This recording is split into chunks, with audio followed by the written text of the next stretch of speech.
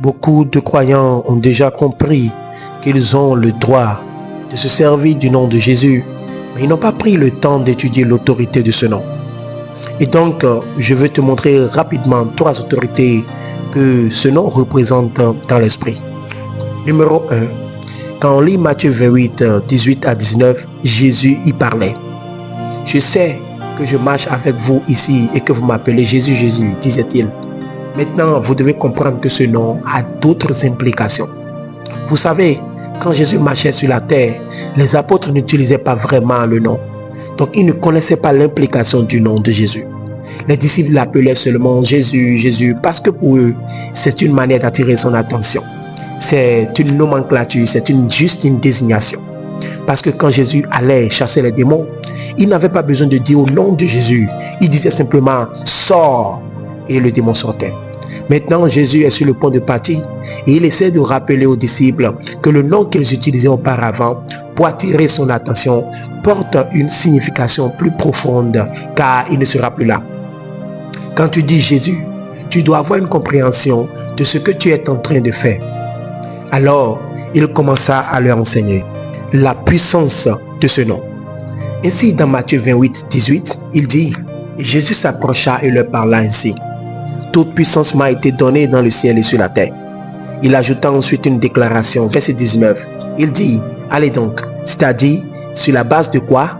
De toute la puissance qui lui a été donnée. Il dit, faites de toutes les nations les disciples, les baptisant au nom de quoi? Du Père, du Fils et de l'Esprit Saint. Tu sais ce que cette phrase signifie? Premièrement, cela signifie que toute puissance dans le ciel et sur la terre répond à ce nom. Deuxièmement, cela signifie que les nations répondent à ce nom. Faites de toutes les nations des disciples. Et troisièmement, cela signifie que ce nom est la couverture absolue et la préservation dans tout domaine. Jésus dit en les baptisant, cela signifie quoi? Cela signifie que en les plongeant, en les immergeant, parce que baptiser signifie plonger, n'est-ce pas? Donc, quand tu veux préserver quoi que ce soit dans les nations, Jésus dit, immerge cela dans mon nom. Ainsi, toute puissance est dans le nom. Toute puissance répond au nom de Jésus. Allez dans les nations, dans le nom de Jésus. Et ceux que vous faites sortir des nations, Jésus dit, immergez-les dans mon nom. Ici, il dit, au nom du Père, du Fils et du Saint-Esprit. Mais allons voir dans Actes 2:37. Quand ils allaient baptiser, tu pourrais penser qu'ils diraient, vous êtes baptisés au nom du Père, du Fils et de l'Esprit. Mais devinez quoi? Ils ont baptisé les gens au nom de Jésus. Pierre parlait dans Actes 2:37. Maintenant, lorsqu'ils entendirent cela, lorsqu'ils entendirent la parole de Pierre, ils eurent le cœur vivement touché. Et il dit, hommes frères, que ferons-nous? Pierre leur fit donc cette déclaration en disant, répentez-vous et que chacun de vous soit baptisé au nom du Père, du Fils et du Saint-Esprit. C'est ça? Non, non. Mais comment l'a-t-il appelé cette fois-là? Il a dit que chacun de vous soit baptisé au nom de Jésus-Christ. Tu sais ce que signifie cela? Non. Cela signifie que le nom de Jésus est porteur de toute puissance. Ce nom n'est pas seulement le nom auquel les nations répondent. Ce nom n'est pas seulement le nom dans lequel tu te caches. Il dit que ce nom, ce qu'il signifie en réalité, c'est que le Père y répond, c'est que le Fils y répond, c'est que le Saint-Esprit y répond également. Maintenant, ils comprennent que le nom de Jésus est aussi le nom du Père. Ils réalisent dès cet instant que le nom de Jésus est aussi le nom du Fils. Le nom de Jésus est aussi le nom de l'Esprit Saint. Cela signifie que le Saint-Esprit n'a pas de nom. Jésus, de façon particulière, en tant que Fils, n'a pas de nom. Et que le Père non plus n'a de nom, si ce n'est le nom de Jésus. Quand tu es en train de prier, tu dis Père Céleste, je sais que tu fais référence au Père dans la divinité, dans la Trinité. Mais son nom, c'est Jésus. La raison pour laquelle le Fils a été appelé Jésus, c'est parce que c'est lui qui s'est manifesté le premier parmi les hommes.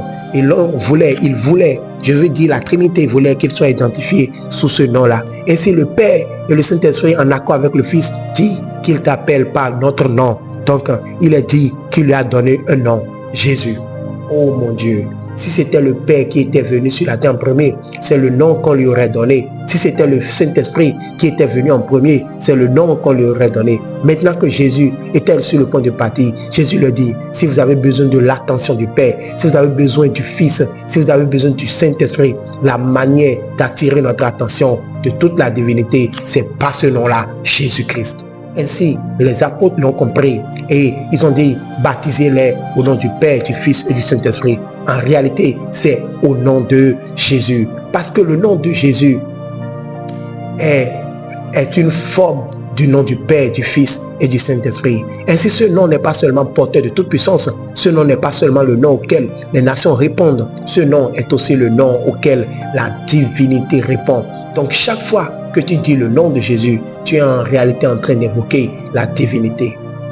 Deuxième raison, l'autorité du nom de Jésus est qu'il a la capacité de faire plier tout genou. Tu sais ce que cela signifie? Il a la capacité de surpasser toute autorité. Quand Jésus nous a donné le nom de Dieu, il nous a donné l'autorité de surpasser toute autorité. Parce que Philippiens 2, 9 à 10 dit que Dieu lui a donné un nom qui est au-dessus de tout autre nom.